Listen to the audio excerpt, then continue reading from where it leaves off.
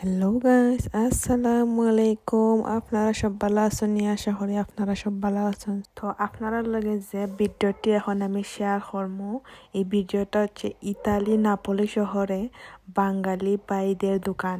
তো বাঙালি দোকানগুলা দেখতে কেমন? যারা ইউটিউব থেকে আমার ভিডিওটি দেখছেন দয়া করে সাবস্ক্রাইব করবেন, লাইক কমেন্ট শেয়ার করতে ভুলবেন না। আর যারা ফেসবুক থেকে আমার ভিডিওটি দেখছেন তারা ফলো করে দিবেন এবং শেয়ার করবেন, কমেন্ট করতে ভুলবেন না। সো আপনারা আমার ভিডিওটি দেখেন আর এনজয় করেন।